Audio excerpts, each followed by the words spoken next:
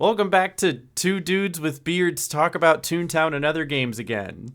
Is that how we're introing every podcast episode now? No, because I forgot to shave today. If I shaved today, I wouldn't have said it, and I'll probably Mm, just end up shaving later. I have a plan that after we're done recording, I'm gonna go to the gym and then come back and then shower and shave, and that's why I haven't shaved yet. fair. I Because mean, it's like, after why this, why would I uh-huh. shower and shave and then go to the gym and then shower again? Like, listen, I love showering as much as the next guy, but it just seems redundant at Of that course. point. Exactly. See, I already trimmed my beard, but And you know what? I can today, tell you got that. It's a lot yeah, cleaner. You look like I, one of I, those I like got that Western glow. villains with the twirly Yeah. mustache. Yes. But You yeah. know, one of those. But yeah, after this podcast, I'm getting a haircut because TwitchCon is this next weekend. So you don't want to show And off I'm your hair going. now? You don't want to be? You want to compare? You want to? Because this is like my No, non-showered hair. no. This is This it's is all not. oily and See, gross, and you're I'm a not. gamer and I You're don't ever shower. not. You don't want to see my hat hair. It's way worse. Yours is actually like nice and like I combed it a formulated. little bit today. The only reason it looks like this is because there's gel in it and it's stuck like this. It Yeah, doesn't it yeah, doesn't yeah. move. It's stuck like hmm that. Yeah, no. For me, you don't want to see my hat hair. It's atrocious. But welcome back to the Speed Chat Plus podcast where we talk about gaming and not our hair, usually. Sometimes we talk about our hair, but usually not. So The Hair Chat Plus Hair podcast. Chat Plus. There you So go. we have a few shout outs that we wanted to do. You want to do yours first about why we're recording this early? It's still going to go up on the same day, but we're recording early because Michael is going to be gone on the day that we're usually recording. Yeah, normally we record around midweek, but we're recording at the start of this week because by the time this goes up, I am getting ready for the TwitchCon partner party. So, TwitchCon is this upcoming weekend in San Diego, and I am very busy. Every time I open my calendar on my phone, I'm just like, ugh, why is it so busy? It's I'm happy to be busy, but why is it that busy? This Like is literally the I busiest can't time do of year everything. for gaming, October to November, you know? Oh my God, it's Mm-hmm. insane. The game releases are overwhelming. Conventions are overwhelming. There's a lot going on. It's crazy. Steam Next Fest just started. Like we'll Mm-hmm. talk about that. But yeah, for TwitchCon this year, I'm fortunate to be on a few official things, and then I'm doing some unofficial things. The official things involve two panels and a workshop. The workshop is about like IRL content. So if anyone is like curious about like how to like take your content and do it over there, like in Just person, pick it up and move it over yeah, there. yeah. And there's also like other panelists that are going to be like way more tech savvy about IRL than I ever will be. But I'm honored that Twitch was like, hey, come be on this thing. So I'll be on that. You It's have some not, experience with IRL streaming. It's not like they're just I plopping do. you there to Yeah. be like No, a token ambassador or whatever. no, exactly. Yeah, I definitely have some experience. It's not as extensive as like people that are Oh, yeah, there's some calling people that are themselves like IRL IRL streamers. streamers that are like, today Yeah, we're going on a 5 mile hike, and tomorrow we're doing the same thing. But I've seen you at Toonfest and the what is yeah, it, the blanking Galaxy Con. I've seen you at visiting Twitch HQ, and you were doing a IRL stream yeah. there. Most recently, I did get to stream at Twitch headquarters. There is a lot of IRL streaming that happens at. I don't know if you heard the noise outside this time. A little Yeah, bit, a little bit. there's road work outside. Road But work ahead. I know road work ahead. I sure hope it does. I also sure hope IRL streaming equipment works ahead when I go to TwitchCon. You There's a still lot have of that IRL. IRL backpack, or I do. Yeah, I'm bringing it with me. Yeah, I have a lot of admiration for all the people that do walk around IRL streaming at TwitchCon. It like every time I go to TwitchCon, there's more and more and more people that do it. But there's also zones that like we can't stream in. mm-hmm. For example, the creator camp that I'm doing or the is not, bathroom. or the bathroom, Turn it off or when you go to the bathroom. yeah, or like the partner lounge or the block Mm-hmm. party or any of that. So I can't stream 24/7 from TwitchCon, and that's unrealistic anyway. That'd be But crazy though. It's just like a POV. Smirky is sleeping yeah, in his hotel. yeah. But the quick rundown is that workshop, and then two panels on Sunday. I'm doing to wrap up the show. I'm doing a panel called Ask a Twitch Ambassador. So it's me and a few others actually like raising awareness on this program that they just added like 15 new ambassadors too. So it's Mm-hmm. like still like something that Twitch really leans into. And then my last panel is at 5 p.m. on Sunday, like literally the end of TwitchCon. It's how I'm ending it. I am doing a panel on charity streaming, which is full circle because that was the first ever like TwitchCon panel I ever did. And that one you Um, do know a lot about. Like you are I very do know a versed lot. in that. So it's you fit Um, right in. No token I'm ambassador here. yeah, You might as well be leading it. I'm very grateful that like Twitch is including me on the that panel. And both of those panels are being streamed on one of the official like Twitch theater channels, Give Please, and it will be like live streamed so you can So go check it watch it in out. person Watch or it. yeah. So shout out twitch.tv/Give Please. PLZ, not the full word because it's like the emote. Mm-hmm. Um, and then unofficially, I'm doing other things like streaming at Capcom's booth because they have Resident Evil Requiem, Onimusha Way of the Sword, and Pragmata there. And they're Nice. like a I'm really big excited for sponsor. Requiem at least. I want to see that one. Oh, So if you play yeah. that one, let me know. I suck at Requiem. I'm just gonna let you know right now. That's I demoed okay. I it just want to see already. the I'm terrible. gameplay. I'll think about streaming the gameplay. I get 2 hours, so I'm gonna try to like go through the demos. But Mm-hmm. yeah, I think I can get all three of them in. But that's on Sunday morning at 10:30. So my Sunday is packed. Busy, busy, Um, busy. busy, busy bee. And then what else am I doing? I'm streaming at the Behemoth's booth again. I think I'm doing something on the land floor or land stage, uncertain. But like, yeah, there's just so much going on at TwitchCon. It's impossible to do everything. It's impossible to see everybody that's going. Oh, It's you also can my never see ninth. everybody. Like if anything, you might see Yeah, them in yeah. passing. Like, hey, nice to see you. Quick hug, and then Walking the corner. and Yeah, then you gotta no, I go. gotta go to this thing. That's always how it goes. Like this is my ninth TwitchCon now. I've been around the block a few Mm-hmm. times. I know how it goes, but I honestly live for it. Like it's just like it's one of many conventions that I like enjoy going to and covering and getting the chance to like see people and meet people. It, adds so much more value to this thing that we do as creators than just, seeing a bunch of zeros and ones that formulate chat messages Mm-hmm. and pixels on a screen. And, oh, your favorite streamer actually has legs instead of just a chest and a head. Like, There's you more know, to him than this up. exactly. Yeah. So, Smirky has nah, knees. I can't I have believe knees. Oh my it. God. That's crazy. Yeah, super honored. Like it's TwitchCon's 10th anniversary, so it should be a big one. There's a lot that I could talk about TwitchCon and ongoing controversies that honestly are like clockwork every year. If I'm going to Mm-hmm. be honest, like there's always something that the community leans on regarding that particular convention. But at the end of the day, I love going for the people and the experiences that, the moments that aren't captured on camera, like, just hangouts at hotels and stuff. Like it's always a great time. So Mm-hmm. that's where my weekend is going to be. Other shout outs. I want to talk about shout out Steam Next Fest because a lot of demos are available right now, including Reanimal and SpongeBob. Those demos Ah, are I out. was gonna say, speaking of demos, because you were talking about the demos you were gonna check out at TwitchCon, or is that no? Was it at TwitchCon? That's where the demos are. Some of these demos are, yeah, they're at Okay. TwitchCon. Well, I just checked out a couple demos that came out the day that we were recording this, and one of them is the SpongeBob demo that I know you can kind of talk about too because you played this demo at Gamescom, right? I did. So it's I've had early access to this demo as well. so having now that I've played it and we kind of compared notes on it, we know that we played literally the exact same thing. There's a section at the beginning where you play through the intro of the actual Titans of the Tide clashing, and Davy Jones makes everything disgusting and ghostly, and then you play as Yeah. Patrick and you have to make your way to the Krusty Krab, and then he joins up with SpongeBob and you get to go through this kind of sandy area where you learn some of the new power-ups while also practicing some of the old ones, and it gets you really familiar with the game. And playing through it, I think, at least my impressions, I absolutely love this so far. It makes Oh me yeah. really excited for the game. I cannot wait for it to Yeah. come out.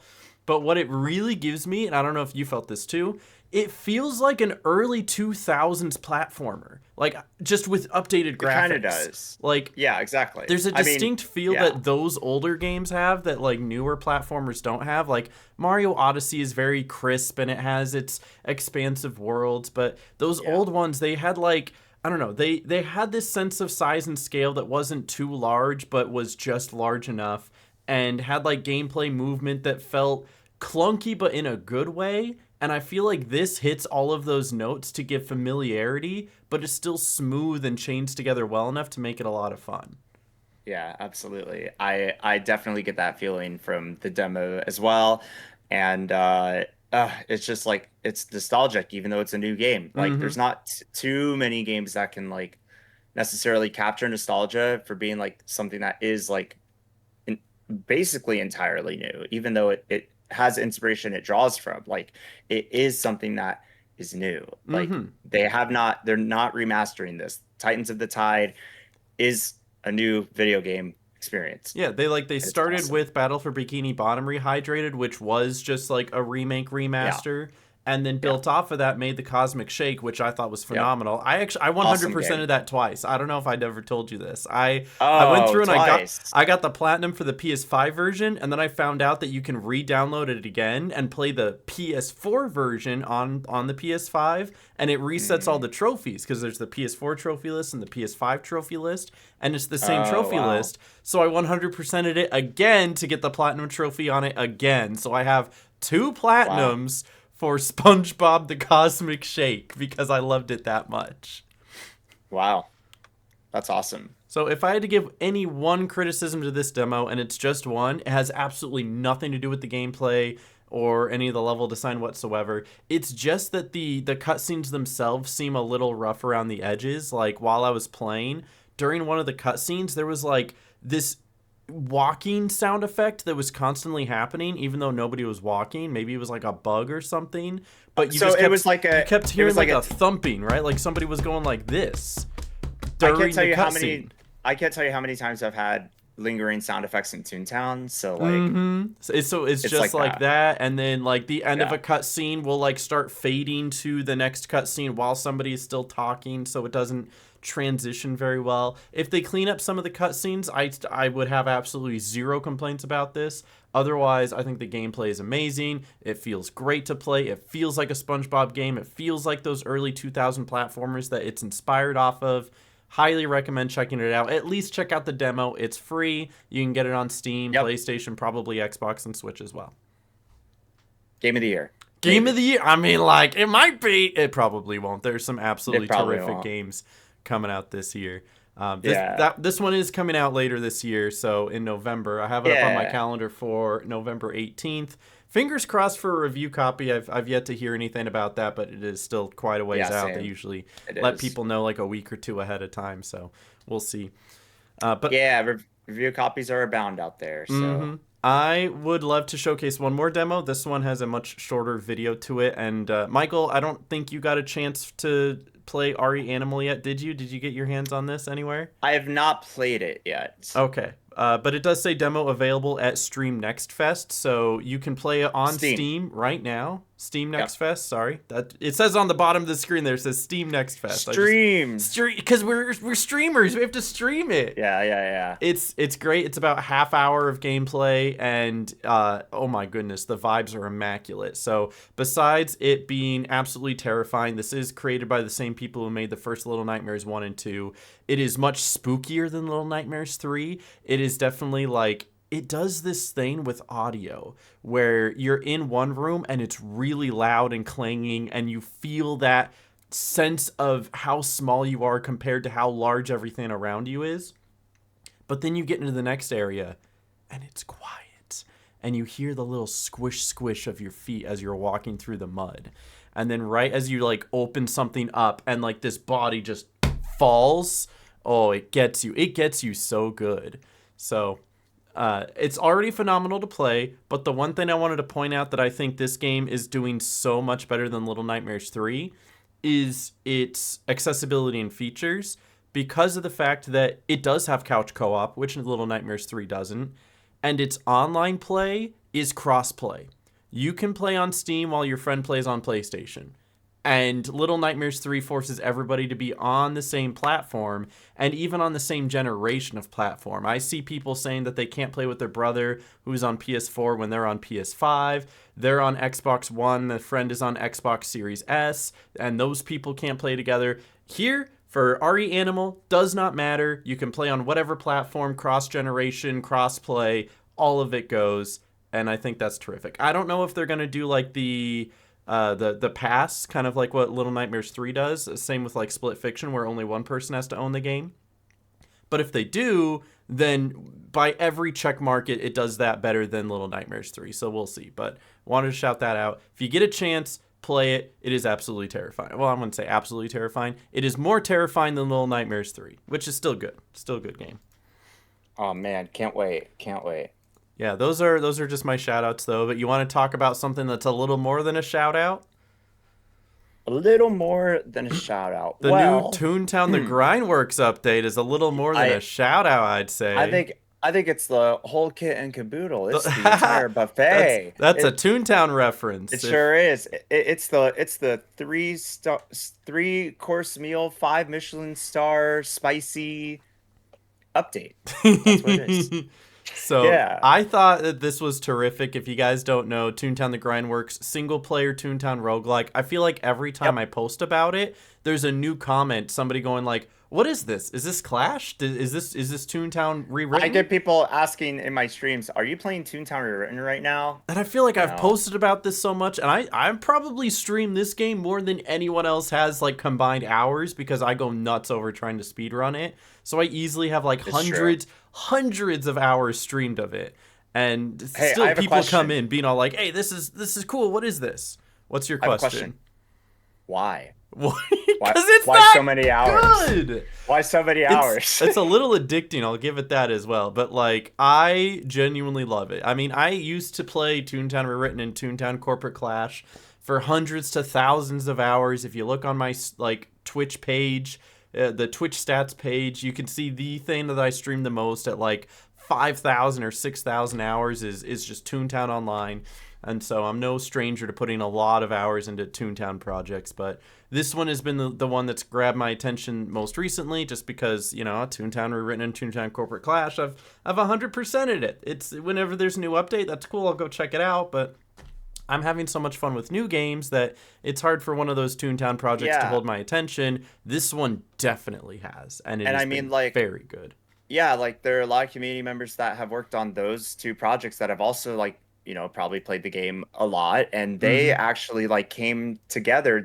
We have like joined forces from community contributors across these different like servers that are listed in the credits that are like building what Grindworks is. We have Mm-hmm. Toontown Rewritten like staff and composers. We have like Corporate Clash and Event Horizon like modelers. Like, I mean, it really is like it's the Toontown community like genuinely banding together. It's like a passion project, like, but just like completely different and innovative, and that's what makes it so fun and so notable. Mm-hmm. Did you want to like start with your experience of playing the update, or do you want me to go first, or I should at least start because I know you'll yap on, I and will you've yap already yapped on. You on. you tell me everything, your first impressions, the things you like the Yeah, most. I'll set the starting grounds. How about Mm-hmm. that? And then I'll build Okay. off of it. Sounds good. So for anyone that doesn't know, this is the version 1.2 update. If you already downloaded Grindworks, you just go back to the like website where you downloaded it and just download the file again because it'll have all the updated, files and stuff like that in there. You can view the release notes in the game as well. It's very long. It's very extensive. We will not cover every bullet point here. Sorry, Evan. But uh, I mean, I actually have the bullet points up. I have the 14-page. I'm not oh going to go over God. all of it, but in case I need to Yeah. reference something, I have all 14 pages up here. So It's wild. But oh my God, it's it's such a fun update, man. Like, gosh, they've really gone all out from proxy cogs getting like the facelift, whether it's like the new proxy cogs that were community submitted or like the new abilities to all the new accessories. Oh my gosh. To the Mr. Stranger like Mm-hmm. randomly appearing between floors and like getting to trade with them Which we with the found out items that isn't you already completely have. random. Like it's there's a way to manipulate it. Ah, Did you ever RNG learn what it was? Do manipulation. you know?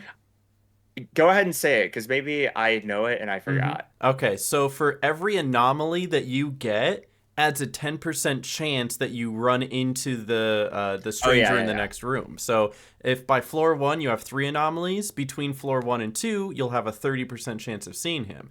Let's say you don't, and you hit floor two with two anomalies, your chances are now up to 50% until you Yeah. see him and then it resets. There And was there's a special item as well. Do you know the item? the special item, The isn't weird it? glasses. The weird glasses. Mm-hmm. It's a very rare item. It's extremely difficult to come across. I thought you were going to talk about Book of Law. That's a good So item too, but we could get to that as well. But this is still in reference to the stranger. The weird glasses are a new item that was introduced. If you pick them up on any floor, you're guaranteed to see the stranger before you hit the next floor. That's what it does. before you hit the next, oh, Yeah, okay, so in if I between pick it floors. up on Yeah, floor three, I'm going to see the stranger when I finish that floor. And then that's it cool. adds an additional 30% to see him again for every floor after that. So like That's you're cool. That's starting at a cool. base 30 instead of needing additional anomalies. I like that. Mm-hmm. Well, without those glasses, I ended up seeing him 3 times in a single run. That's crazy. So, You're hitting a lot of yeah, anomalies. What's even more yeah, genius about the glasses is that I think they're a 4-star item. So the moment you get them, you can use them to trade with him if you don't mind trying to wait to see him again. Or at least if you do see him again before the end of the run, the only thing they're good for is seeing him.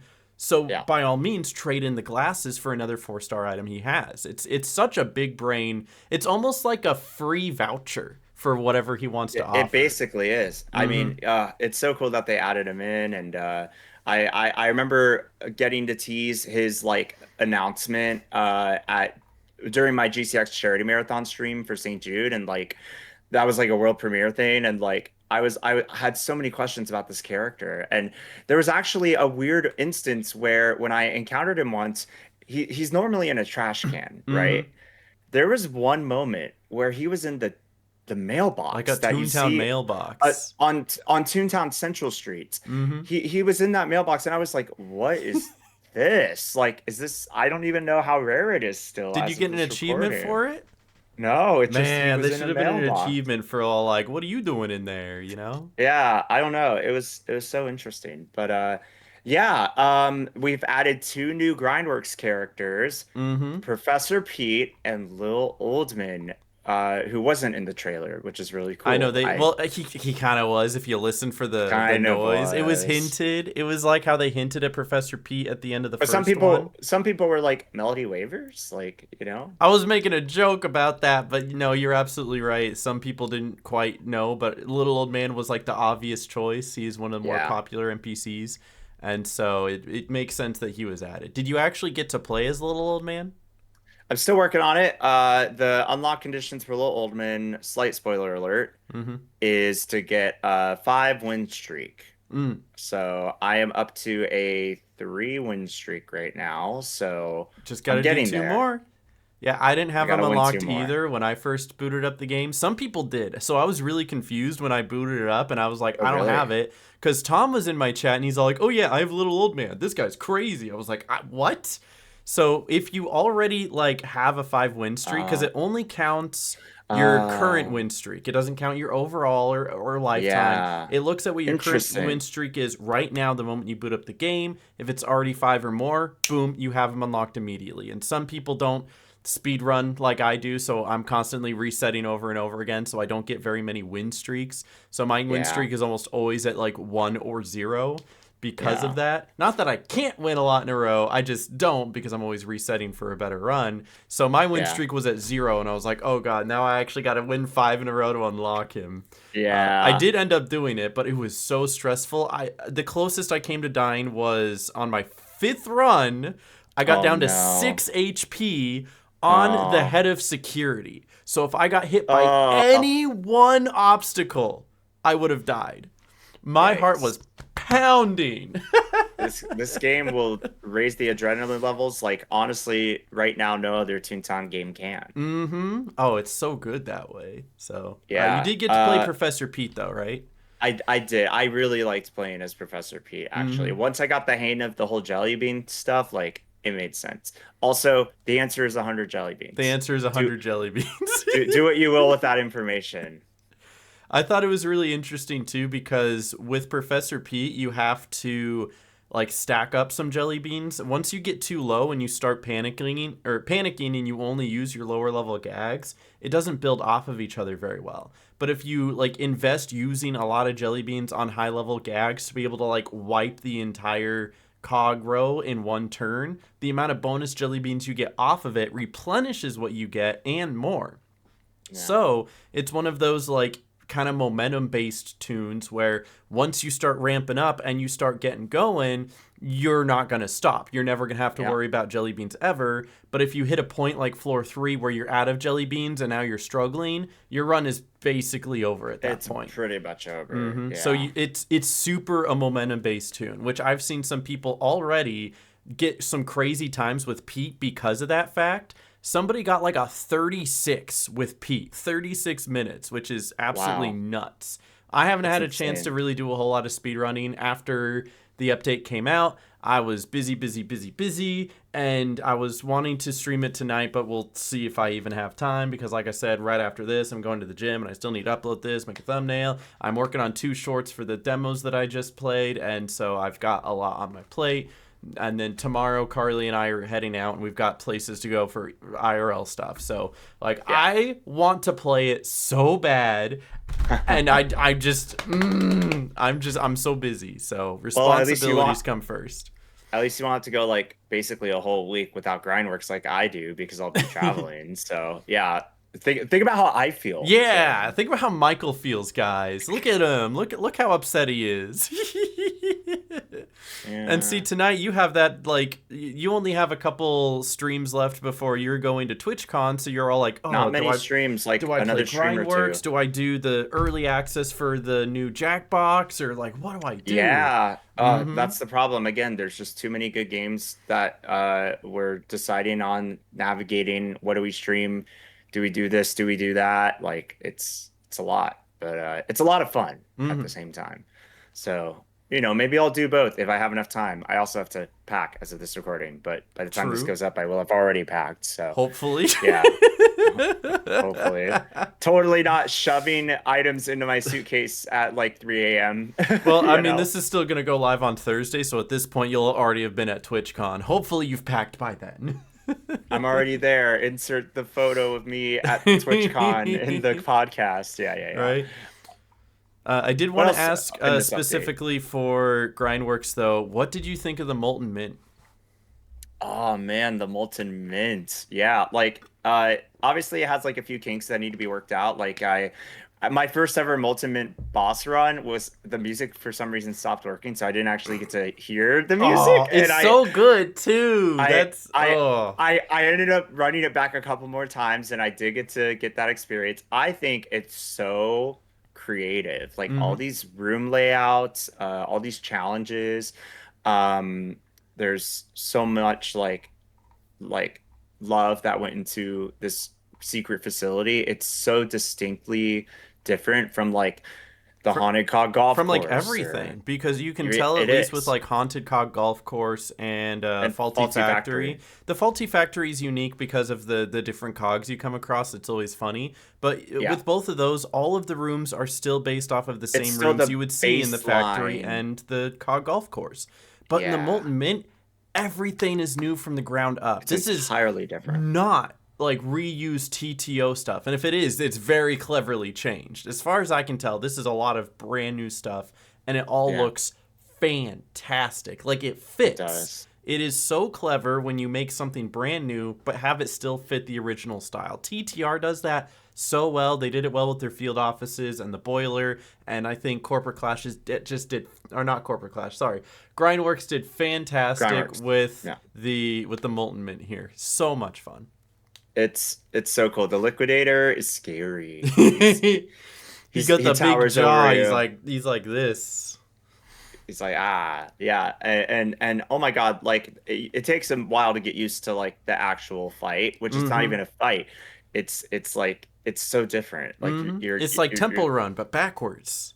basically, yeah, it's Subway Surfers, but in Toontown. Yeah, and the one criticism I had, and this is something that they probably didn't Yeah, really consider just because of the fact that it's not something that applies to a lot of the rest of the game, is the fact when it comes to like a platformer like this boss is, a lot of modern platformers start like all the way back from like Crash Bandicoot 4, and I was noticing this with like Yooka Replayly when I was playing that.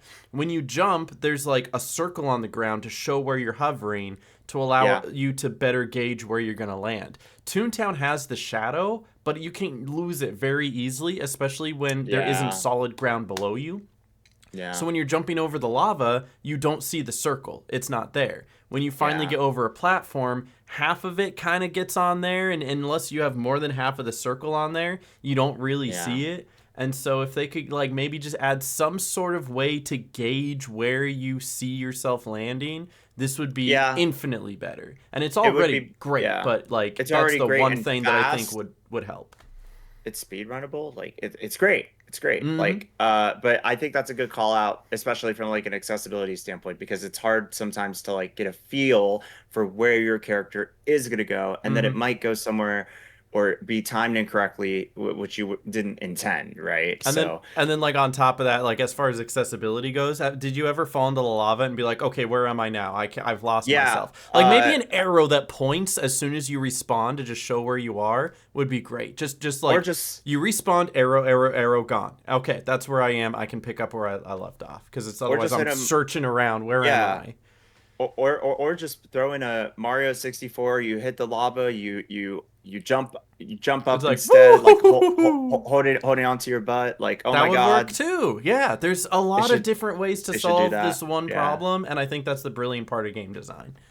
yeah, they could go in many different directions. They've gone in such innovative directions with this update. Mm-hmm. What else should we call out Well, before we I move mean, on? I definitely wanted to talk a little bit about Little Old Man. I don't know if you've seen it at all. I don't want to like spoil it I if haven't. you It's haven't. unfortunately I have not. I'm trying to wait until like I unlock him. So Okay, well, I won't if get you could give too. a if you I'll, could I'll give a be more vague non-spoiler about it, version, non-spoiler that's about fine. it. Okay, That's because fine. his mechanics are so unique, but there is a very specific mechanic tied to the pocket prank he comes with. Right? There's a pocket prank you unlock that is tied to Little Old Man that you only Ah, unlock for everybody after you beat Little Old Man. It's kind of like think how nice. Flippy has his paint bucket, and that's his pocket prank. But Yeah, yeah, yeah. it's Is it a toad? Is it cheese? Is it I don't know. I'm thinking through all the it's lore not. of It Little is Old something Man. that's like prevalent in the imagery and the trailer for this update that a lot of people have called out, but I know you haven't seen in game yet. It's because it's tied to Mm-mm. him, and that's why you haven't seen it in game yet. Okay, but Um, it's not the Philosopher's Stone, which I already nope. unlocked. So it's not Okay, that. No. So it's with not this the pocket bunny. prank Okay. though, it works best with a static camera because it involves timing, and now you're very confused and you're like, "Huh?"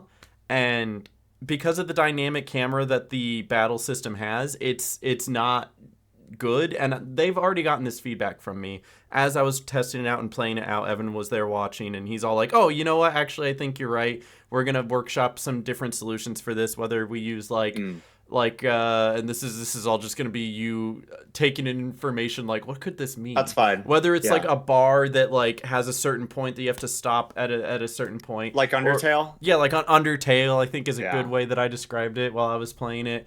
Or if they just move the camera back and have it in a static position so you can see the entire battle and you can understand your timing a little bit better. Um, they do need something for that because of the fact that the timing is not consistent across every cog and every attack, etc., etc. But hopefully, just from that, it's made you really intrigued because that's only one mechanic I mean, yeah, of inconsistent his timing. pocket Like, prank. That's not even how okay, yeah. he plays. That's how his pocket prank plays. Yeah, But I'm very excited. the way that you have to play Little Old Man comes down to almost more like the 50-50, where you have to be more it has nothing to do with disappearing chests, but you are way more like focused on staying alive rather Yeah. than trying to go fast or get the best items or get the best gags. It makes you reapproach every battle, especially boss battles, in a completely new way. It makes I've at you least, approach rooms yeah. in a completely new way. I can't just I've, sprint through yeah. rooms. I am Mhm. careful everywhere I go. I've at least heard that Little Alderman is like pretty much game changing. Like Yes, it's you have to it's play the unlike game anything. completely different. He Yeah, plays like which unlike any other character, but not in a bad way. look, I'm all in for like anything that's like a disruptor or being disruptive to like Hmm. how the flow Like the normally status is, quo, yeah. the status quo. So Hmm. like if anyone's gonna like shake things up, it's gonna be the Blizzard Wizard It himself. sure is, and he sure does. And you know the ironic part is that I didn't get my first win. Like the first time I played him, I died right away ground floor. That should like already be warning flags. You died on ground floor. Weirdly, I think it gets easier the farther you go. You get a little bit more understanding of how it works, but there's also just other sort of outside help that you get that makes it easier as you go on. But I will say that weirdly enough, out of all the runs that I've done so far, and it's not many, but out of all the runs I've done so far, I have finished faster with Little Old Man than any other character so far. I mean, it was only like 54 minutes, and granted, a lot of people are already doing like 30s with their specific seeded runs because you can get a seed now and you can test out the different routes and figure out Custom which ones seeds. custom seeds, figure out which It's one's basically faster. Balatro now. Yeah, yeah. I mean, But it's a yeah. roguelike, you know?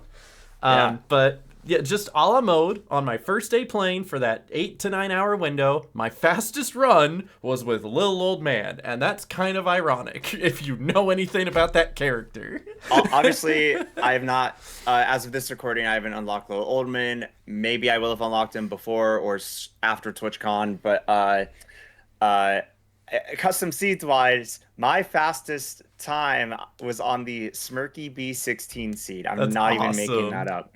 My old username. It was, and ironically, I'm known for being soundless. Mm-hmm. The pocket prank is the big foghorn, and on the ground floor, you get elephant chunk. That is You can't make this amazing. I'm up. gonna have to You try that can't make seed. this up. Honestly, I You have it can't written make this down. up. I You can't literally make it up. have an entire thing, like entire Yeah. text document of seeds that Yeah. I just went through to be like, okay, this one starts with level 2 sound and a good pocket prank. I'd Yeah. love to try it. When I have more time, I want to go through and like find some of the best seeds where it's like, oh, I start with dragon wings and cash register and level 2 Oh, sound and you don't get chartist on ground floor. And like, if I could find some of those, I would have so much, I would be thriving. oh But man. as of For right now, real. I'm going to flash this on the screen for a moment in case anyone's curious. These are some of these that actually have some of the best, genuinely some of the best speedrun potential so far. The Megasnoop seed, low-key kind of fire. G Fuel BOGO, actually, like, I'm not kidding. I finished floor 1 going into floor 2 under 5 minutes. I didn't finish the Yeah. run yet. I just wanted to test it out to see how fast I could start. Yeah. Yeah. Under 5 minutes for ground floor and floor 1 is crazy considering most people don't even do ground floor under 5 minutes. Low key Yeah. Taco Bell was pretty good. That's the one where I finished 55. So you can do sub hour with Taco Bell. Speedrun is pretty decent as well. And then I have like some of these other ones that are just kind of random assortments of numbers and letters. It's gonna take so much time for us to get like a comprehensive list of like all the custom seeds that are like I want to rank do like A, a rank B, rank spreadsheet. C. I'm not kidding. A Do we- spreadsheet is no, like do a tier list. seed, Do a tier a list. Do a tier list. I want to at least start with a spreadsheet that has the code, the starting pocket prank, the floor, the this, the that, and it's like That'd be cool. That would be really cool. Get and have like the S tier ones and the A tier ones and Yeah. the B tier ones. And then- Anything and less than then- that wouldn't be worth it. And then Sneed is in its own category. Sneed, don't even get me started with Sneed. Everybody who's tried Sneed has died. Literally me. Yep. Sneed's the one that I got down to 6 laugh and I was gonna die. I know we're making the listeners curious. Don't do Sneed. Don't do. I mean, it. you can if you want, but don't do Sneed Don't if do you're it. on a win streak and you're all like, "Oh, I only need one more win to unlock Little Old Man. Let's do it on Sneed," because that was my Don't do it. mistake. I did Don't do win, but oh my goodness, it was the hardest run I had done. What was your time on Sneed? Oh, it was definitely over an hour because I was going out of Yeah. my way to hit every single fight that I could to get as many items as I could so that I could stay alive. The way I was playing when the update first came out was not how I normally play. How I normally play is like Uh-huh. speed running. I'll skip things, I'll jump around things. But when the new update comes out, when the new update came out, I was searching every room for new chests, which there are a few. In the lava room, I don't know if you know this. I saw you skip over it, so I don't know if you eventually saw it. But in the mint room, Oh yeah, yeah, in yeah. the mint lava room, they added a second chest finally. I, So I I still haven't found that okay, chest it's personally. super obvious. You just need to look, and you're like, oh, it's exactly where I'd expect it to be. Because we've always looked at that and been like, why isn't there a chest there? It Sure. looks like there should be a chest there. And Oh, now there's a okay. chest there. So they've added more chests, and of course, I was exploring the molten mint, looking around everywhere.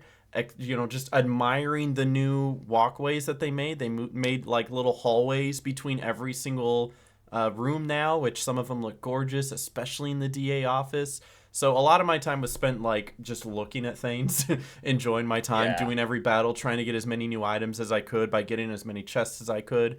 So I played much different then than I would when I'm speedrunning. So I do want to talk about like how interesting it'll be when people do start trying to speedrun it, because I know people already have, but just like the idea between seeded runs and not seeded runs. I keep up with like the speedrun.com community when it comes to this. I've posted a lot there, so a lot of my times are there. But they made a statement, and they're sticking by this, which I totally understand and I get. But they want to make it where the leaderboards are purely unseeded runs. So if you want to do a seeded run, they're considering doing a separate leaderboard for that. But they Yeah. want it to be unseeded runs so that people aren't just grabbing one run and then trying to like make that one run as optimized as possible, and then it becomes old and stale because it's the same seed every single time. And so everything that's on the base leaderboards for Grindworks is unseeded. How do you feel about that? I think it makes sense. I mean, because if you're doing like a intentional like seeded run, Mm-hmm. you kind of go in more often than not with like a preconceived idea of like what to expect versus if you're doing it without a inputted custom seed, then it really is like all bets are on the table. Like, Mm-hmm. like anything can happen. Mm-hmm. You don't know Um, if you're gonna get like the best lineup or not. Yeah, and then it's interesting because, if you do a random speed run and get like a really good time, then suddenly you might need a leaderboard for that seed that is associated with it because every run comes with a seed We're gonna have and the you can Megasnoop click to percent. How copy. fast can you do the Megasnoop seed? Oh my God, Smirky V16 seed, This right? that one Like might actually be low key faster. I'm gonna have to try it. I got like 58 minutes on that seed and Mm-hmm. I could probably do it a little faster. So, Especially if you start yeah. exploring floors, see which one has like the Yeah. better anomalies. So here's a little tip: if you are doing seeded runs, the way that I learned it, this is the way Evan described it in the code. If you are trying to do it the fastest, you want the real time bosses, right? You want to do paint silo, you want to do what's the goose fight, right? And the way it lines up is in just about every single floor, the real time bosses line up. So if the mint is goose, then the factory is going to be silo, and the cog golf course is going to have the, Ah, the the cog game, and that's just the way that it all lines up because the way the code says is it going to be boss number 1 or boss number 2, and that number is the same on every floor. However, wow. when they programmed in head of security, they accidentally flipped the numbers. So the Oh. head of security boss is programmed as the turn-based boss, and then the goon squad boss is programmed as the real-time boss.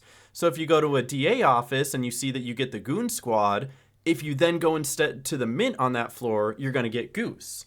But let's say that you're on like floor 4 and you do factory and you hit chartist, you're like, oh, I don't want to do chartist, this sucks. Now you know to go back and do the DA office because then you'll get head of security. It's only I, with I DA office that it's flipped though. Yeah, I never would have I probably won't even remember because of TwitchCon, but like I that's only know that's this because crazy. before this update came out, I was asking Evan, all right, what's consistent about seeded runs and what isn't? And it led to this whole conversation. And I was like, are you going to get the same boss every time? Is it the same boss across Wow. multiple floors? Is it the same boss Yeah. across multiple facilities? He's like, funny how that works, by the way. It's in the code. You could read it. But yeah, Wow. that's how it's coded. So if you find Wait, yourself running into like Chartist or Molcog and you think that takes too long, go to DA office instead and you'll get head of security. streamers reading and dissecting the code, impossible challenge. I just I'll Sorry, just have Evan. Evan tell me what it is. Yeah, we appreciate our game devs, Mm-hmm. especially the Grindworks team. Nah, they absolutely cooked on this update. Like Mm-hmm. it's probably their best update that I've seen, and like they've made a lot of great updates, and this is getting me excited about Grindworks I again. know I It want to really play it is. right now. Yeah, why are we here? I gotta Because go. I Let's wrap it up. committed to doing this podcast every week with you, and I think this has been a fruitful experience for the both of us. Yeah, for sure. All right, and I'll end it off with this. If you could add any other character to Grindworks right now that isn't already a character, who would you add? Aside from your tune or Smirky tunes. Bumber Pop. That's not my tune. Nope. Who Nope. is still? I might go like Banker Bob. I think that would be really funny. Have Okay. some sort of like money thing, or like Dang. maybe he The starts with the jelly bean jar and he constantly like he always gets jelly beans for defeating cogs. I know Professor B man, kind of he has that same thing already, same identity, but they can work it out. They can make it work. man, the indirect librarian Larry slander shall not stand.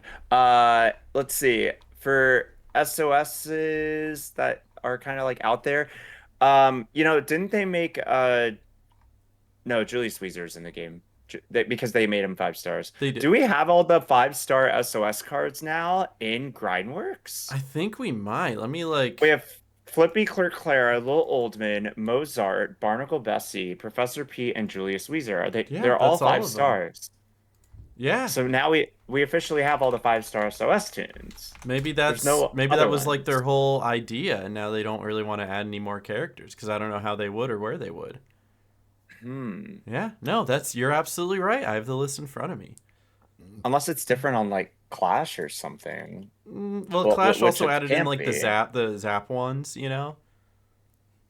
Yeah, I don't. But I could You definitely know. see them added in somebody like Clerk Will, Daffy Okay. Dawn, Sophie The Squirt is a pretty well known one.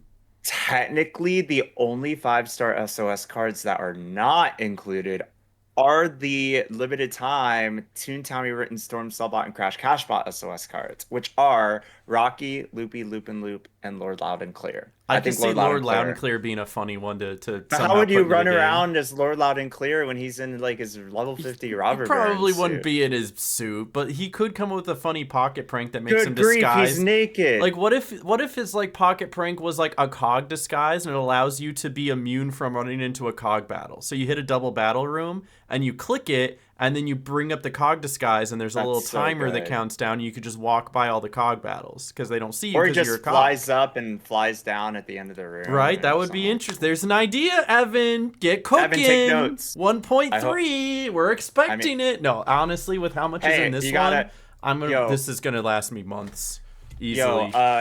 Clash 1.3 versus Grindworks 1.3. Compare and contrast.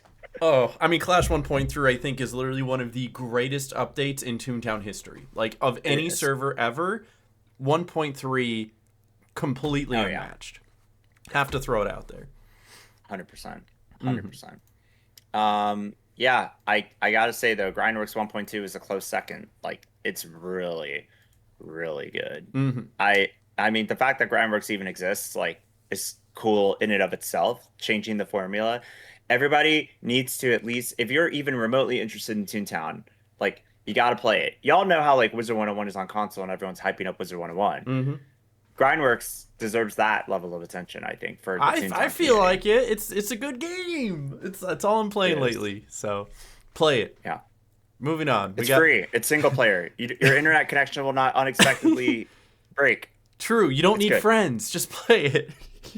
Oh, that's depressing. I'm sorry. Dang.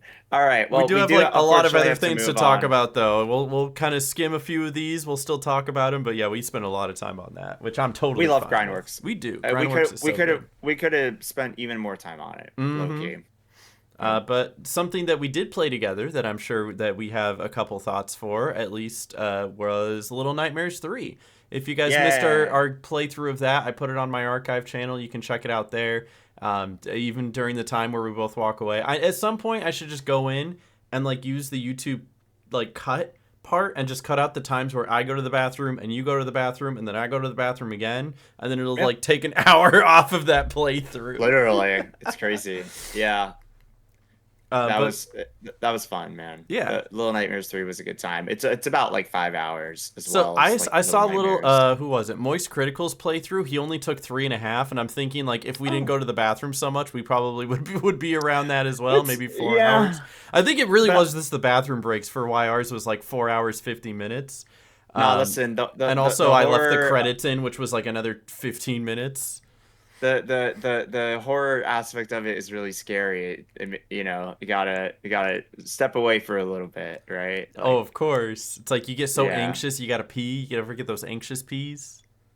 the anxious peas. I got all the anxious peas. Trust me. Yeah, no, Little Nightmares 3 was a lot of fun. I really enjoyed getting to like run through it. It started pretty much where the demo was, Yeah. I'm pretty sure. So at And least then the first yeah, demo that came out for all platforms that you can play and download if you want to try out the game first. But there was like yeah. a second demo that you played at, was it Gamescom or? I played a second demo at PAX West, and that demo, I think it also was just at New York Comic Con, but it was like in the like circus Mm-hmm. where you and Lo and Alone are like navigating that area, which is really cool. Mm-hmm. Yeah, And a so like lot of that's fun. not even like It's half the game. That's just two no, small little sections of a much larger section. So it's like with and those two yeah, combined, you've played almost a fourth of the game, maybe about 20%.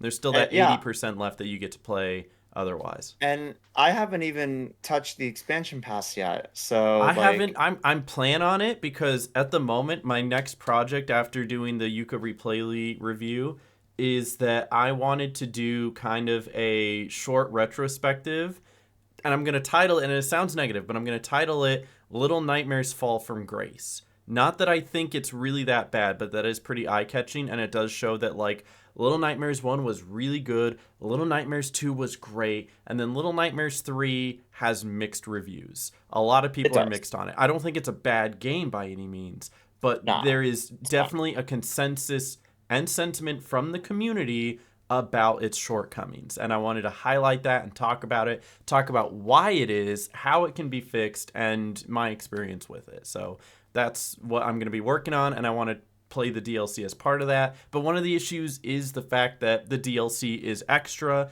and it's $15 and it was released on the same day, and that kind of left a lot of like bitter taste in people's mouths.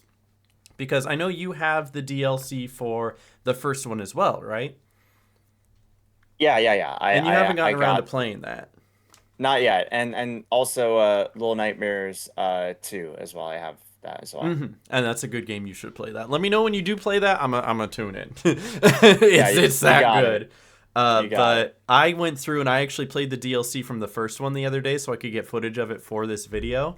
And I was like partially surprised about remembering how good it was, but then like kind of also remembering the timeline of it, where Little Nightmares 1 came out and then like several months later, then the DLC slowly trickled out. It was three separate DLCs that were like supposedly an hour each. The first one only took me about half an hour. The second one was like 45 minutes, and the third one took me close to an hour because the third one is like super puzzle based. And so if it doesn't all click in right away, it becomes very daunting and difficult. But if you know what you're doing, you can get the whole third one done in like 20 to 30 minutes. And that's kind of where like the length and the challenge comes in. So I think for me personally, even though the third one had like the best part of the story because it all circles back and connects to the original game and you're like, oh my god, right? If you know, Michael doesn't, I'm not going to spoil it for him.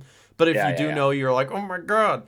But it was kind of like the weakest as far as gameplay goes because it was very confusing.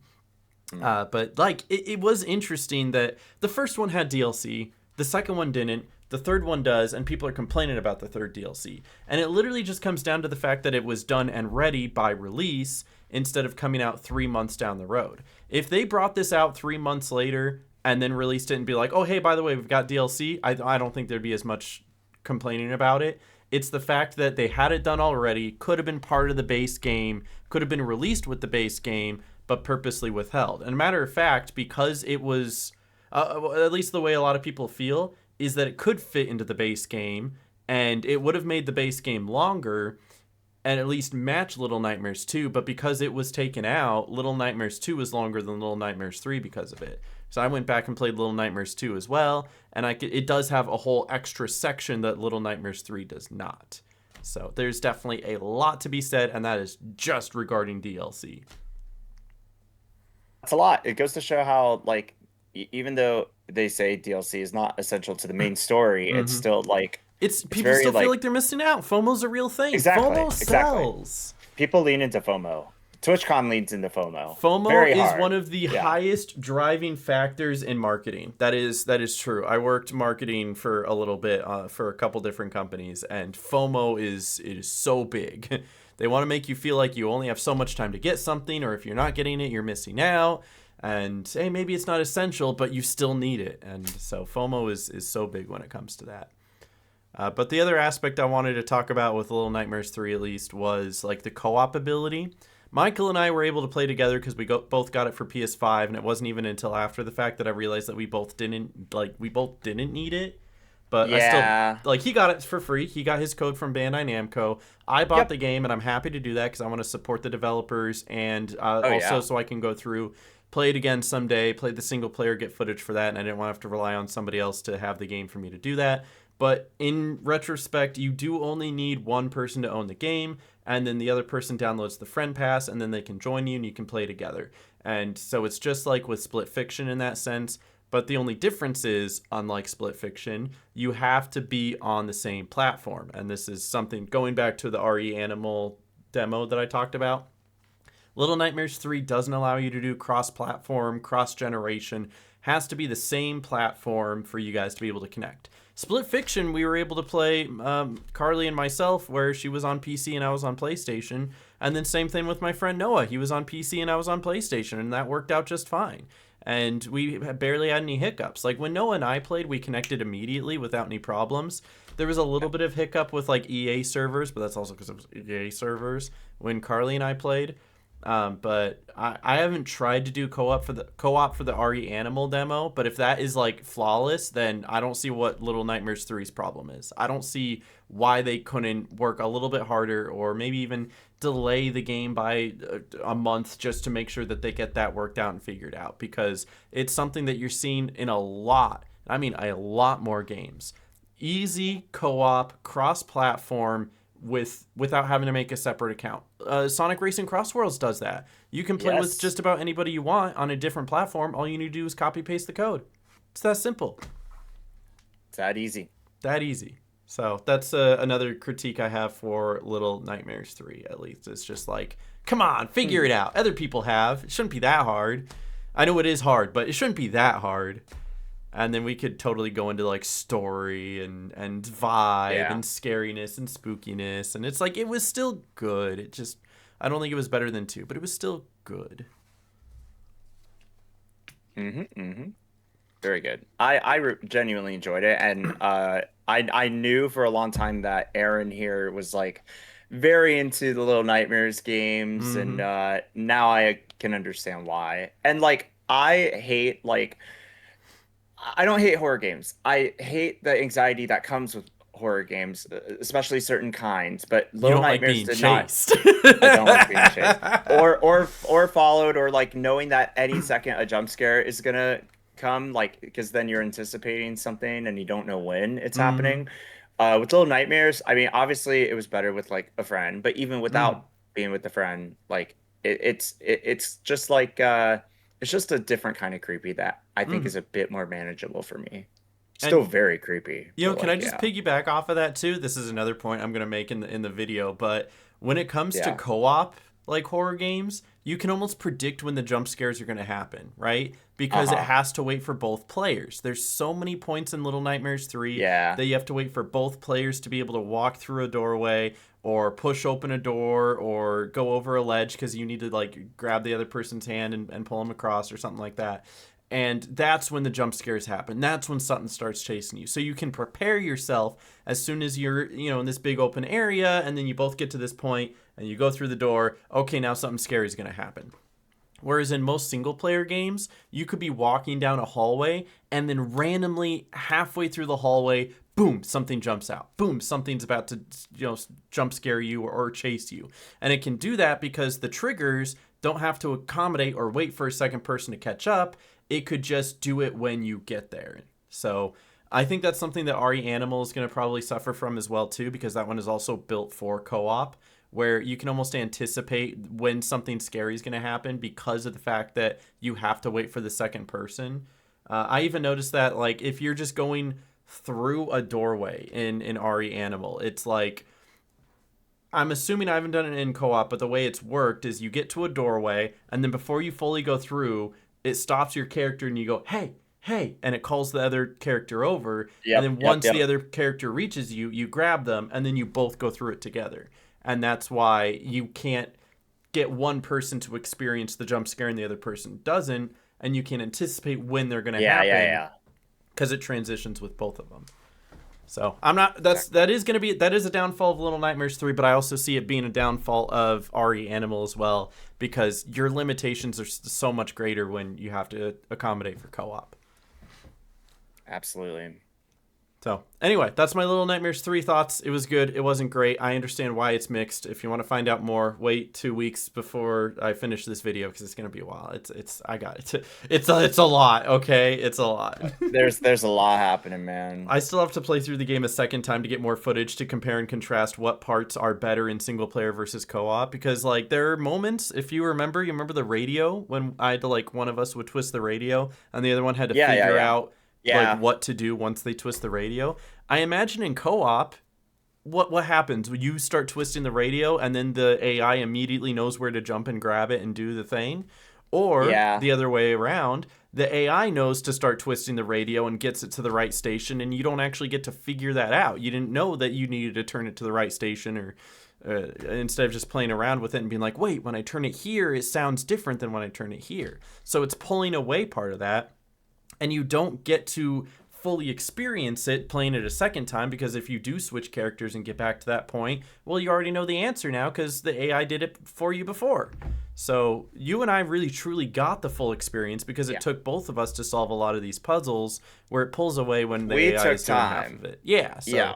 We definitely took time, but it's what made it like really fun at the end of the day. And you're I would literally play it. missing out if you don't play co-op. Yeah.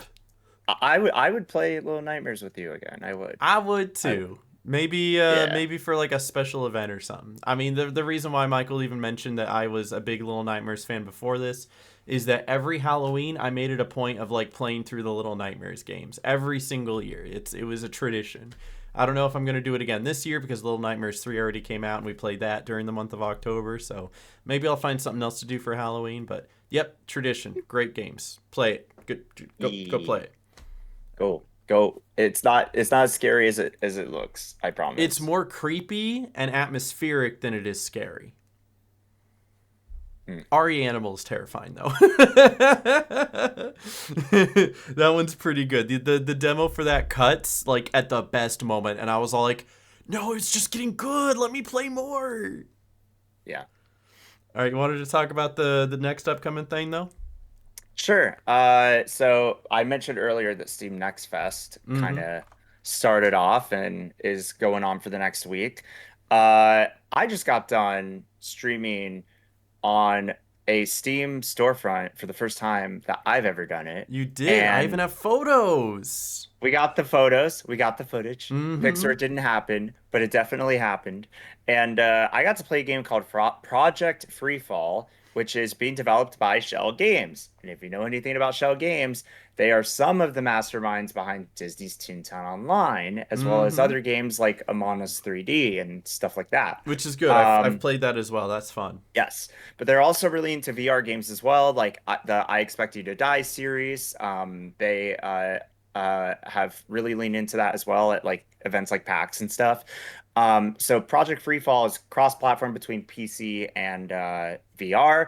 It comes out in early access October 20th, and then that will prolong through the next year.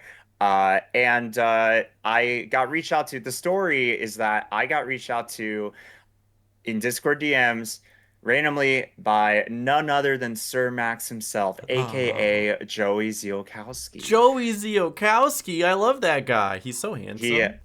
he is handsome. He did reach out, and lo and behold, next thing I knew, I'm connected with other members of the Shell Games folks. Some people I was familiar with, some people I wasn't familiar with, and they were like, "Hey, we want you and Panda Phil Plays, shout out, to like, try our game. Phil's We'll a good get the guy. He devs plays on." Grindworks too. Shout out Phil. He's got good taste in Yes, games.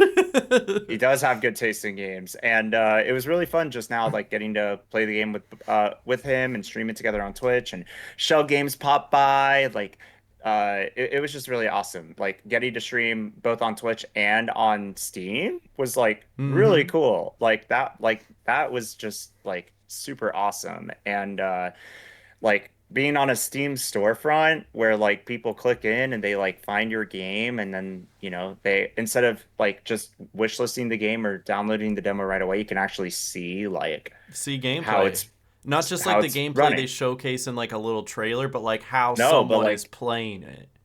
this is how someone is playing the game right now, and Yooka that was like Replayly did that too awesome. for some Yeah, smaller creators. I saw one of them specifically after she was streaming it on the Steam store page. I saw her review afterward. She only has like 5,000 subscribers on YouTube, but it's awesome that they're reaching out to these like smaller creators and giving yeah. them a chance to like showcase the game that they love. Yeah, and it was even more cool to work with Shell Games, knowing like the the history and knowing Mm-hmm. how long I've been familiar with them. So Yeah, that it's not was like just a a random company. It's like you know no, them. They know like you. especially in this case, I didn't need to be paid to like say yes, to be able to like say, "Hey, this is something I'd be actually interested in just doing for the sake of doing it and playing games with people," and like bridging that gap between streamers and creators and like game devs, like Mm-hmm. because I feel like that gap isn't as often bridged enough. So to be able to like do something like that was really awesome. And it was my first time I've ever streamed on Steam, and I've been streaming for over like 13 years at this point. So like new Mm-hmm. platform unlocked, new achievement unlocked. Steam has plenty of achievements, but Gotta add that to your yeah, link tree now. I know, right? Add that to my resume. But Project Freefall was a lot of fun. I saw people being like, "Is this like Fall Guys?" And it kind of is. It's definitely a party game, but you're like you're skydiving, but you can like go up and down as you're like falling Mm-hmm. down to the end of the map, and you're like trying to collect the parachute, and there's only one parachute and like 8 players, so So you're it's like like a Fall fighting for the Guys mini parachute. game fleshed out into one big game, like of its So, own. so sort of, kind of, yeah. And it's like a really cool concept and idea that is like being put out in early access, and you gotta try it for yourself. I think it's really cool that VR is gonna be in like first person too. Like how Mm-hmm. trippy. I'm so curious because I played on PC, so I'm really curious how that is gonna like, Okay, shape up. here's the real question though, because like seeing the gameplay, you see everybody flat. So if you play VR, are you playing like this, or are you gonna be playing like this? Right? Like, is this hard? I feel like you have to immerse yourself. You know? Is that how you immerse yourself, I Aaron? mean, that's the way that the people on the picture are. So I mean, I gotta feel like I'm that way too. Envision this, 2027. The game is launching. The launch party is at an indoor skydiving facility. You're on your VR headset while you're also skydiving. That Thoughts? would be awesome. That's the idea that I have Shell with games, this get on it. game. Yeah, right. Nah, that was God. No, I ultimately didn't know what to expect. I went in completely blind first run through, and like I actually ended up really enjoying it. So Mm-hmm. Highly recommend downloading the demo, wishlisting it. I mean, again, Steam Next Fest is the time to be trying these games out, to be wishlisting all kinds of fun game genres. That's how these developers get that support. Sometimes that's how they get funding. It's based off wish lists. It's based off interest. So, Hmm. please support, these games and go wishlist Project Freefall. Do it right now. It's Do it. free. No reason not to. FREE. That spells free. That spells free 99. Project Freefall, baby. Uh, all right, that's all I got on that though. That's cool though. That's awesome. That's a big like milestone for you being able to stream on Steam, like where people actually see you and they're like, "Whoa!" Not that they don't see you on Twitch, but like, Yeah. I think you get better visibility on Steam when someone's just trying to check out a game than people who are just like going to Twitch, just kind of browsing around. Yeah, absolutely. For sure. Speaking of like people on Twitch browsing around though, there's been Good this segue. big talk. Thank you. It's a great segue. This big talk about Twitch counts like not being counted properly, and a lot of people trying to dive in to figure out what it is. Like, are they not counting Twitch viewers if they're running an ad blocker? Are they not counting them if like the stream is muted? A lot of theories going around, and this kind of coincided with that time where Twitch is like, we're cracking down on like view bots, and so Yep. a lot of big streamers like kind of had a smaller amount of viewers kind of decline because a lot of them weren't real viewers. And so there's a lot of things that were changed on the back end to make it now seem like people who are real viewers are no longer counting as real viewers because they're doing something that these simulated view bots would also do. And so one of those things that they kind of figured and came up with was that if you're watching multiple streams at one time, you're not being counted as a viewer. Some people assume it's 2 or more streams. I've heard other people come out and say it's 5 or more streams. What do you know about this, Michael? I mean, I know just as much as like is being presented at face value in that like partner Discord message. Mm-hmm. Like Twitch has been cracking down on view bots as they should be. Like, I mean, it's just this never ending. It's It's a not anything battle. that's new. It's not anything that's new. It's always an uphill battle for Twitch. There's no real easy solution because when Twitch fixes one thing, the bots find 15 other things. It's like when you remove it's that's on it's like 99 lines of bugs in the code. 99 Take bugs. take one down, Yeah, pass it around, you have 113 bugs in the lines of code. Yeah. bugs in the code. So that's kind of how I equate it for view botting a little bit. The bots are the bugs. Mm-hmm. Um, and it's just for as long as I've been on Twitch, which has been a very long time, since Mm-hmm. 2012 as a user. That's always been like something, unfortunately, that has been a problem. So that is to say that, I've never really trusted my view count 100% of the time. Like there are not, that's not indicating that I view bot because I've never view botted. Yeah, It's no, just me that neither. I see it go up and down all the time when I run ad breaks. Like Mm-hmm. literally recently, That's I've one of the like, bottom things down here. When ads play, you may see a brief fluctuation of view count. Yeah. and I've known that ever since ads were like thrown in as like a thing that we need to do to make money, like to Mm-hmm. put food on the table. Like I have always seen my viewer count either go up or down by like a couple dozen viewers. Like that feels weird that it happens only during ad breaks, but it has to like part of it is like third parties, ad blockers, all these factors that translate into just this roller coaster that is like the view count. First of all, why it matters, why it's such a big controversy is because viewer counts right now are such a big indicator for sponsors and brands to be able to like, connect with creators. I know of creators that because of like, for example, drops in viewer counts, they've Mm-hmm. actually had ongoing discussions about sponsorships be pulled back because of their view counts dropping, Mm-hmm. which sucks. And It does. No, you're absolutely it's right. because it sucks because for a number of creators, this like it's their livelihoods. Like this is what they do to pay the bills. And when stuff like that impacts people being able to pay the bills, it does become a problem. Now, it is also a problem that there's a lot of noise on social media that contributes to the spread of misinformation and unofficial sources being put out there versus a message like this that Mm-hmm. is officially from Twitch, coming from their partner Discord, which normally I think you are supposed to keep things relatively confidential in that server, but that's I one of wasn't those the one like that posted it, announcements. you know, like that No, wasn't yeah. me.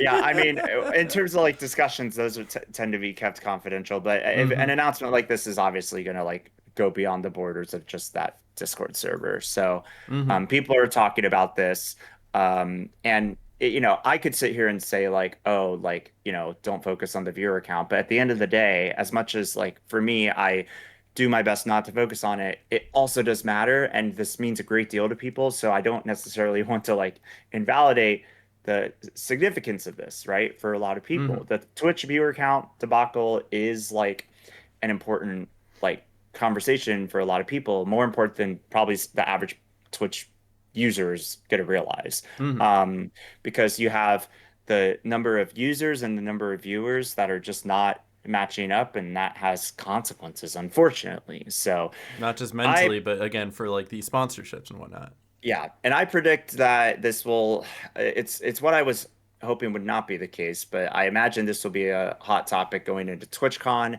If you're going to like a creator camp panel or watching a live stream broadcast, something like this could easily be brought up as a Q&A question or something that is a hot topic. And there always is a hot topic of the year at TwitchCon that everyone Always. leans into. And this is going to be this year's like topic, which is viewer counts and how that integrates with, potential opportunities when it comes to like brands and sponsors and stuff like that. Mm-hmm. For me, yeah, like in my case, speaking from my own 2 cents, I've focused a lot less on my viewer count ever since I got partnership, and Mm-hmm. that's also a whole nother conversation. But for me, at least, I definitely like don't really like I notice my viewer count fluctuations, and Mm-hmm. it's important to keep tabs on. And I choose that the most important thing that matters is like the show I put on and the engagement that I have with the people that are around. And I mean, you can't get the viewership to go up without that, without the kind of show that you're putting on, without knowing the purpose of what you're doing. So, yeah, it again, not to invalidate like this whole debacle because it is important, but Mm-hmm. yeah, the statement that like the partnerships team did like throw out there, it's got a lot of people talking about like how the viewer count is updated more frequently than the chatters list, and there's a lot more confusion and a lot more questions. Even though like this is meant to be like a response to the debacle, we've continued to see more questions and confusion about this, and a lot of like emotions too, a lot of like resentment and anger and stuff like that that is understandable and justified in the sense of this being people's livelihoods. Um, and, I think that it goes to the whole bigger picture of how media is like impacting our lives and the polarization of everything. But I really hope that as the conversation moves forward, that we can keep things as constructive as possible. As an ambassador on Twitch, I try to keep an eye on like community conversations, and I do my best to amplify and elevate like feedback when I can.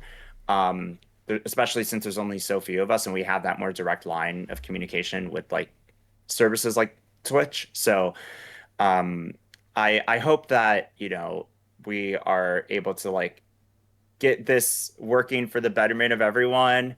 And if, knowing how much of an uphill battle view botting is, I just don't know how much of an uphill battle for sure that this is going to be. I don't know if it's going to be parallel or similar or not. But yeah, that's kind of like my 2 cents on it, Aaron. I don't know what your 2 cents are on the viewer count stuff, if any, since you've No, been looking at this. it's definitely similar to what you've already said. For my personal experiences, I stopped looking at my live viewer count 2018, never looked back. It's made every Yeah. single stream I do so much more enjoyable. And then after my stream's over, I will bring up my like stream summary to see where Yeah. the dips are, where it gets like the spikes are. A lot of the time, it just tells me that when I play Toontown, I get more viewers, and when I don't play Toontown, I don't. Yeah. I But mean, but it is nice to at least have these yeah, like metrics to be able to see afterwards, so I can improve and work on it and see what works and see what doesn't, or even feel good about myself because I had a really good stream that day.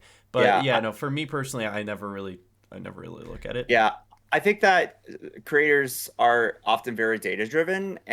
and it's absolutely recommended. I encourage it. Like, take a look at your summaries, your recaps, do your research on how you're performing. But also know that it's not everything, even if the industry might make it feel or seem that way. Mm-hmm. There is so much more to the picture. There's so many more possibilities that are, exceeding viewer count. My viewer count these days, more often than not, is averaging around 25 to 30. That's like as of this recording, that's like my 30-day CCV right now. Mm-hmm. It's about 25, 30, which is still good. It's not top of the crop, but I don't need to be top of the crop to have Steam Next Fest To make an opportunities, to have impact. to make an impact. That's the whole like focal point for me, ending up becoming a Twitch ambassador when my CCV was probably about 45 to 50 at that time I was offered, which is Mm-hmm. lower than the partnership requirement, even though you have to be a partner for ambassador. That's just to say that, like, I really want people to know that as important as these conversations are and should be, continuing to be, Don't let it that stop you from making an impact. yeah, I mean, Mm-hmm. God, I will acknowledge it is so hard right now for creators. Like, it is tough. It is hard to be resilient in the face of the lower numbers. I have felt the impacts of it too. It's like making me question like certain future decisions and all this stuff. But at the end of the day, like, And you're not alone on that. A lot of no, Twitch partners you're feel not the alone. exact same way. Yeah, it's people that have these accolades and statuses, that seem like they're doing well. There's a lot more behind the curtains, or when the Mm-hmm. camera is turned off, that we have to like consider. And there's a lot of misconceptions that formulate around it, just like there has here and there been some misinformation about the viewer count debacle. So, um, but a lot of this is like very real and true and deserves to be talked about because it holds importance for the future of not only Twitch, but it matters for all the streaming platforms when it comes to the space as a whole. Um, YouTube, Kick, Instagram, Mm-hmm. TikTok. I mean, I'm not a fan of TikTok lives because I see the viewer count go up and I And then see it it go goes back down, down. It's not and I engagement. get It's no just engaging, and I hate nobody's it. But staying to people talk. say, I need to stream more on TikTok, but I don't think that's like, true. I don't know, man. It's all subjective at the end of the day, and it's not to say it's not important. It's not to Mm-hmm. say that it's not real. It's just to say that, you know, ultimately, I always intake information, I amplify voices in the community, and then I do what I feel is best for me at the end of the day with that information. Mm-hmm. So, do what you will with the viewer count debacle. I'm still going to keep an eye on it for sure. I'm sure maybe there will be a chat or two at TwitchCon about it, that maybe I, get roped into. But yeah, it's something that is important for the sustainability and longevity of what I do and what creators do, and it's it, there's a lot more we can do with or without decent numbers, Yeah, I for guess. for me personally, like I said, I don't really look at my view counts, but I did notice like a dip when the Twitch ad, the whatever it is, the Twitch view bot cut Apocalypse, happened, adpocalypse, view bots, whatever it happens to View be. apocalypse. the Yeah. the viewbot apocalypse. I did notice a dip as well. Mine have been lower than they have been regularly. I attributed that to partially the fact that I really haven't been streaming what I grew my core audience from in the first place. I'm still like Toontown Grindworksing, which I know Yeah. is still a draw because it's Toontown, but it's not as big of a draw from like the regular Toontown content. Because the Yep. regular Toontown content did so well because people could join in and play with you. They could come in and be like, "Oh, you're doing a VP. This is a chance for me to come do a VP as well." Oh, you're doing Yep. a pace setter. There's a chance for me to do pace setter as well. So there's that kind of disconnect when it comes to Grindworks. So obviously, I'm gonna see a drop because of that. but then also on top of it being the cut and the view bots, I'm sure that's probably attributed to some people not counted as a viewer or whatever happens to be. It doesn't bother me all that much, but I do also see the impact of how it affects sponsorships, right? There's the bounty boards that I know you and I get where, like, oh, I would love to do that. However, I need a minimum 20 viewers in order to even get a payout. And I'm not even going to be confident that I'm going to get 20 viewers playing that game. So, And that's like, not even for the full payout. That's the minimum payout. Exactly. And it's for the full payout, you need like 40 to 50. And there ain't no way I'm going to have that number even when I am playing Toontown. You know what I'm saying? So it's like, I just don't even feel like I can take those opportunities at this point. And then there's a lot of other opportunities outside, like game keys and review keys and stuff that I'm getting alienated from as well because of it. Now, for the most part, I've shifted a lot more of my focus to other platforms like YouTube, and my YouTube has been doing great. Shout out YouTube. I've been doing pretty consistent on a lot of my videos. Some of them have even popped off. The Yuka Replayly review, I think, is up to like 70,000 views now. Fun fact, there is more views on my Yuka Replayly review than IGN's Yuka Replayly review. So take that, IGN. You uploaded it 5 days ago as of this recording, and you're over 74,000 views. Let's go! Big W's. That's your fourth highest viewed YouTube video on your channel. Minus all the ones that I've like privated. Like there's some Toontown ones that were well over hundreds of thousands, but like but as of right now, all the ones that are like more recent, I think it's my most viewed video this year. So it's more than the Toontown videos that I made. I know I made one earlier this year, the Valorant video that also had like 40,000 views. Yep, so, 44,000. Yep, it's my most viewed video this year. So hey, I'm still doing well when it comes to that stuff. But then there's like some places that I'm trying to get a review key for SpongeBob, right? Or RE Animal, and THQ Nordic, their portal requires you to have at least 30 average viewers on Twitch. And I'm not currently getting 30 average viewers on Twitch because I'm not always streaming Toontown to try to hit those numbers. And the requirements they want for YouTube is 500 views per video. I am well more than getting that. More than enough. But the problem is that I'm unable to connect to my YouTube. I've already messaged support about it, being like, "What's going on?" I would love to be able. To do with the portal. It does have to do with the portal, but you see, like how inadvertently, because I don't have the views on Twitch, I can't get accepted, and I got to do this whole other back way and message support and be like, "Look, I know I'm a good creator. I know I can be deserving of these opportunities, but because Twitch itself specifically is failing." Maybe they're not failing, but because it's not doing as well as it did before, and it's not, you know, I'm not able to produce there specifically, I'm missing out on some of these opportunities. So that's just my specific story, but there's a lot of other people's stories who mirror that, where Twitch is their home base, you know? Not everybody else gets to upload a YouTube video and have it get 70,000 views. Not everybody else has those other avenues and TikToks that can pop off. They're just focused on Twitch, and when Twitch isn't providing, they're unable to take advantage of these opportunities as well. So that's how I am able to relate, and how I do see it as a problem. And that shines a spotlight on why it's a problem. Not the biggest problem for me, because I do have YouTube, and I'm so glad that I invested time into YouTube because it has been very fruitful for me. But I still love Twitch. You know, you're almost at 50,000 YouTube subscribers. I'm hoping. Massive accomplishment. Fingers crossed. Here, we're so close. But halfway to a play button. Halfway to a play button. I would love to see it exponentially shoot up, but we'll take it one step at a time. One YouTube video at a time. But that's exactly my point, is that like I'm feeling the effects too. So hopefully this whole thing gets situated, and follow me on Twitch. I need the viewers. Follow Michael on Twitch too. Twitch.tv/Smirky, Twitch.tv/Megasnoop. We stream some cool stuff sometimes. Sometimes. Other times we just yap for an hour. Other times it's literally this, but in live form, where you can communicate with us in the stream. So. Exactly. Yep. So that's our coverage of the viewer count debacle. It is real, and you're not going crazy. There is something happening there. So. Yep. And who knows what the answer will be. But with that being said, I do have one more thing I wanted to go over. It's a fun little game. You love games, don't you?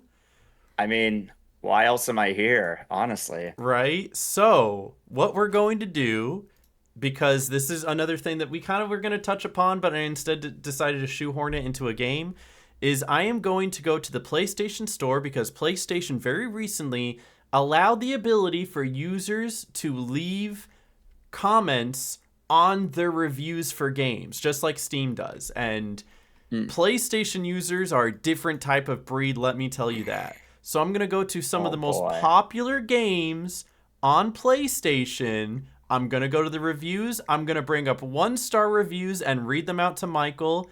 And Michael gets to guess what game it's for. Do I get to see the screen that this is happening on, or no? No, because I think it would give it away because you'd be able to see it, right? I mean, I could take screenshots, but I think I was just going to read it out. Wait, does this one have any? I mean, yeah, because you can show it on the VOD I can definitely screen show it for podcast, everybody else to see, for sure. and then everyone can laugh at how silly I am for not guessing it. So, all right, let's do it. I'm ready. Okay, so let me at least get one, because I had like 2 of these ready. I wanted to get like 1 or 2 more. But yeah, let me pop up this one first, right? Okay. So, and if you don't get it, I'll give you a guess. If you don't get it, I'll give you another review. How's that sound? All right. All right. So all review right. number 1 for game number 1. Big Natus Goat says it's just an addictive game that just sets people aside rather than bring them together, and that's what sucks.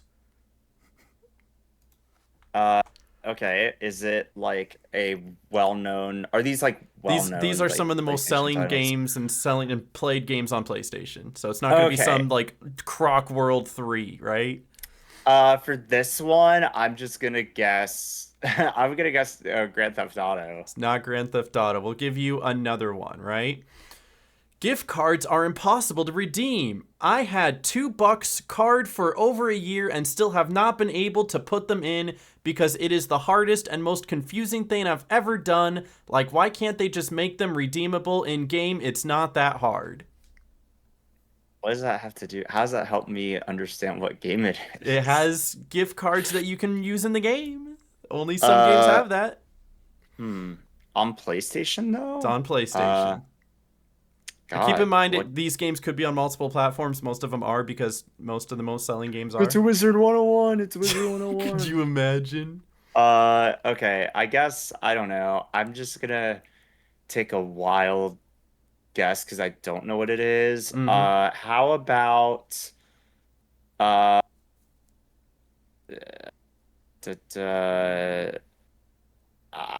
gonna say, oh my God, it's not GTA. I don't know. I'll just say FC 26 because like a lot of people Not FC are playing that. 26. I'll give you another review. Worst Okay. game and company. First off, it's way too toxic. You got people who literally follow you till they kill you. I have contacted, name of company, about cheaters and toxic players. They won't crack down. I changed my name to try their game again, and they decided to take my name, but PlayStation still lets me have it. So honestly, I hate this now. Used to be fun, not so much anymore. Guns are overpowered, cars are overpowered. Sadly, I'm done with name of game till y'all get back on the ball and crack down on some of these players. I said what I said. I said what I said. So the guns and cars. Okay. See, this is fun. Yeah, that's why I thought like GTA earlier. GTA is such like, a good guess, too. yeah. Is it like in the ballpark? Would you say? It's in the ballpark of game that's on multiple platforms, and I'll give you another hint. It's free to play. Okay. One of the Is it largest games in Fortnite? the world. It is Fortnite. He got it. It's Fortnite. I want to read one We more like Fortnite. We like for you Fortnite. just Yeah, because read one Fortnite more. is so funny. Read one more. Do not play this game. So much to complain about here. The glitches are insane and they never fix them. It has cost me so many games. I report them, then more pop up every day.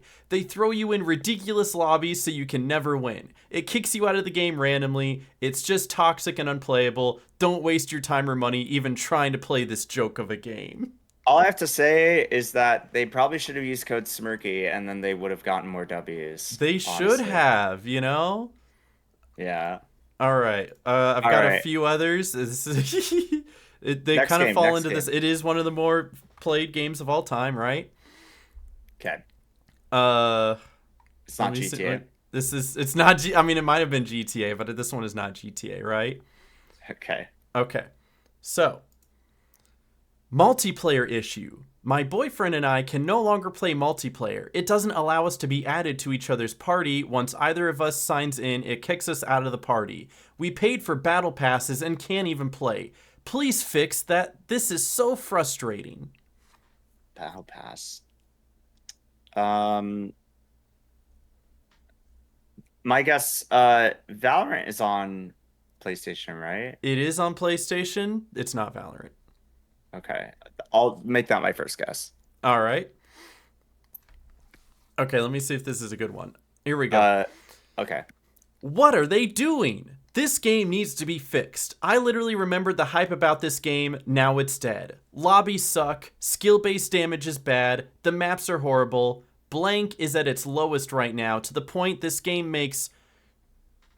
I don't even know what I don't know what that is. Look good, and maybe the other one. Please fix everything. Uh, was that W not the game title? It was just some random It's word? it's a acronym, WZ3 and WZ2, but I mean maybe that's related to the game. I don't know. Maybe they're just Well, relating it to a different game. obviously not. Uh, I mean, it could be Warzone. It is Warzone. Yeah, no, Call of Duty. It's Call of Duty in general, but people are mostly complaining Yeah, about Warzone. got you. So the other one was absolute trash. Paid $60 for a clear add-on to MW2 that was marked and sold as an original game. I have purchased every Call of Duty game ever made until now. No more. You have lost a faithful customer. Oh, 07. Also, why did it take me longer to get Fortnite and over You're getting the Warzone? hang of it. You're just trying to like Uh, figure, you're trying to get a handle on it, all right? all right, next game, next game. All right, next game. Let me bring this one up real quick. All right, give me 2 seconds. There's what I love One, about the most popular two, games is that there's three, always 1-star four, reviews. five, What do you mean there six, aren't any? I see it's right seven, there. Did no one 8, actually leave one? 9, Okay. 10, All right, these 11, are 5-star reviews 12, because I couldn't find 1-star 13, reviews for this game. All right, 14, I got it 15, ready. 16. You Okay, I'm ready? ready. I'm ready. I'm ready. All right. Better than Overwatch. This game got me addicted on how I used to win with original Overwatch. It's fun. The ladies in the game are just beautiful and enjoy to play, and every character's skills works with their personality. So this is a positive This is a review? positive. It's a 5-star review. Is it from Marvel Rivals? It is Marvel Rivals. Look at that. He That was got easy. it. It's a lot easier when it's a positive, isn't it? Yeah. Yeah, that was easy. That was easy. I like positivity. Oh, we love the positivity, but it's so funny Positive to read the negative reinforcement. ones. Yeah. All right, this one. There's so many 1-star reviews for this one too. Oh, bro. What do you mean there Okay, aren't? I'm ready. Okay, never mind. They don't have. Nobody actually left a thought review. I was gonna do Madden '06, but nobody actually left like Oh, I a would not written have guessed. review. If I said Madden, would you have been like, what year? No, I Were wouldn't you gonna be have. that? That Okay, it's okay. all right. Let's try this one. Oh, here we go. This one's got some. Ooh, this one's got some 1-star reviews. All right. Lay them on me. Okay, ready? Yeah. 1 star. Not recommended for kid. I thought it was a kid-friendly game for fun, but I saw that the app had a lot of inappropriate content and strangers abusing kids through the headset. I removed the game completely. Okay. Um,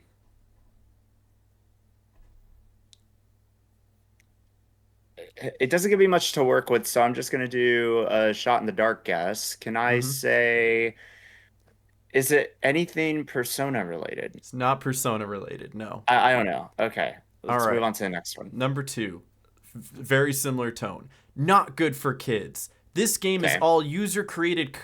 This game is all user created with open chat. It has no moderation, but Sony doesn't care. It is very dangerous for children. A quick Google search will tell you about the dangers. We deleted it and will not be bringing it back.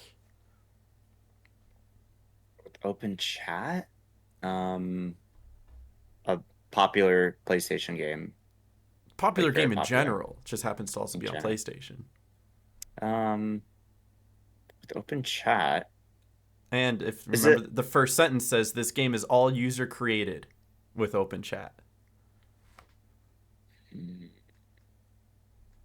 yeah, so far it's pretty vague. I'm just gonna go on a whim.